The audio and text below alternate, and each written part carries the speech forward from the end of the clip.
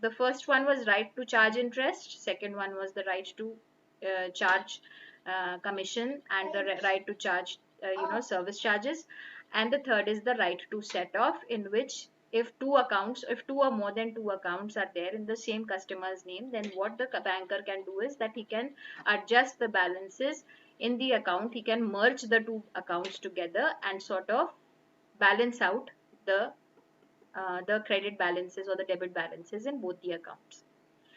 Then the fourth one is right of if I was to explain this in very simple terms to you, then the right of appropriation is a right of a banker, in which what he can do is that if a particular customer has lots of accounts, many loan accounts. For example, if I would take just my example, I have a home loan account, I have a car loan account, and I have a personal loan account.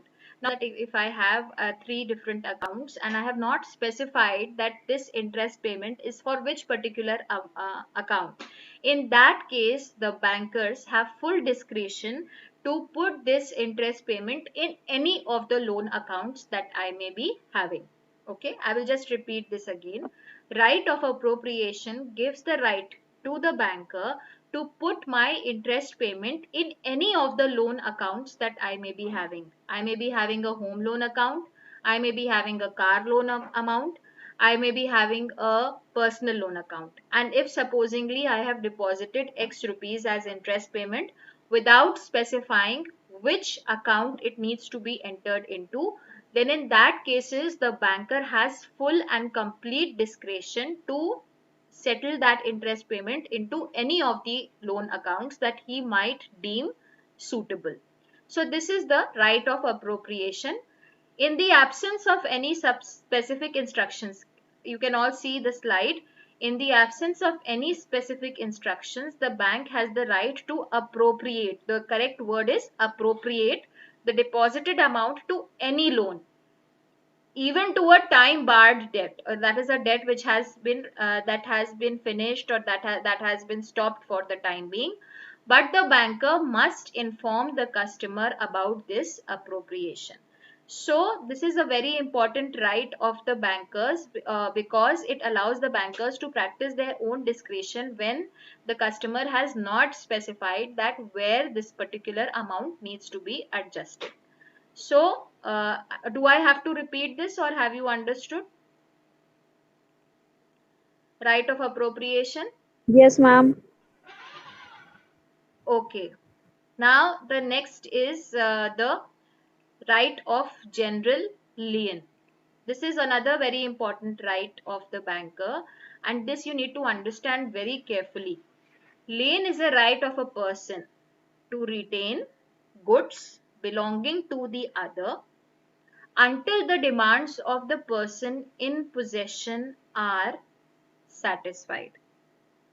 Section 171 of the Indian Contract Act confers the right of general lien to the bankers, and under this particular right, the banks are in possession to retain goods and securities of the customer till all the claims of the customer are satisfied. Now, I will explain this in very simple terms to you.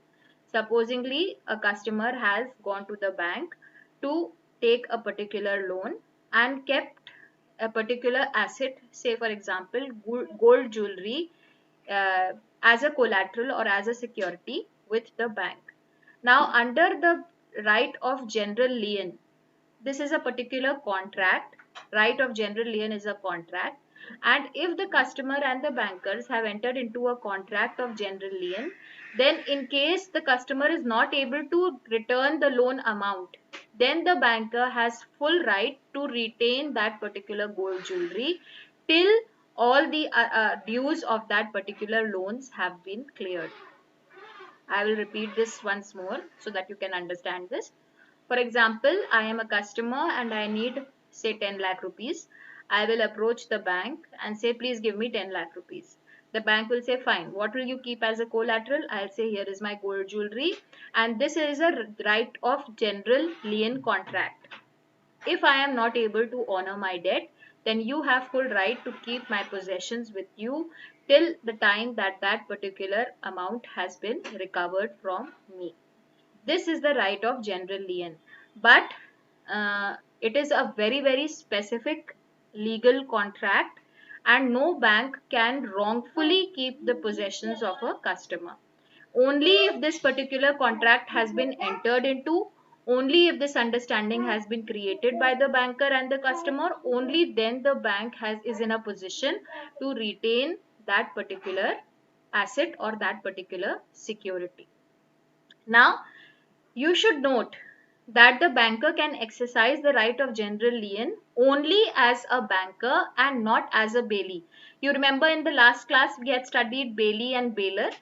If you remember, then the same mechanism had taken place even there when we had talked about bailor and bailee, when the bank was keeping a particular asset as a security. But that is very different from this particular right of lien, because in bailee the bank had no right or to retain the possessions of the customer. But in case of right of general lien, the banker has every right to retain the possessions of the customer till the loan has been offered or till the loan has been cleared. This is a very specific right of the banker, and see how it cannot be exercised when the valuables are deposited for safe custody, as in when it is kept in a safe deposit box or in a locker, then bank has no right to take that particular asset in his custody. Or when the money or documents have been deposited for some other specific purposes, then also the bank does not have a right for general lien. Or when some securities are left in the bank by mistake, then also the bank does not have right to general lien. Or when the property is held by the customer as a trustee, you remember the relationship of a trustee.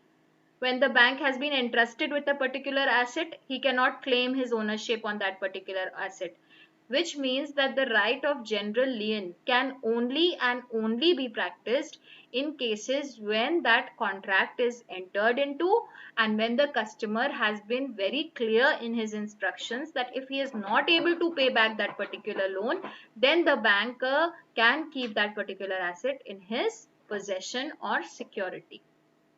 So these are the various rights of the bankers. If I would very quickly revise, first is the right of charging interest. Yes. Then second is the right of charging fees or charging service charges. Then third is the right of appropriation. Then fourth is the right of general lien. Then fifth is the right to set off. And sixth is the right to close account. If the customer's account is not properly maintained, banks have all the rights to close the account by sending a notice to the customer. Now, supposingly there are certain customers who open the account and then they do not operate it. They either leave the country, or they may either pass by, or they may forget about that particular account. They may not maintain the minimum balance. In all of these situations, the banker has the right to close that particular account. Of course, he cannot do that without sending a notice to the customer. So he needs to notify the customer that his account is being closed, and then he can very easily close that customer's account.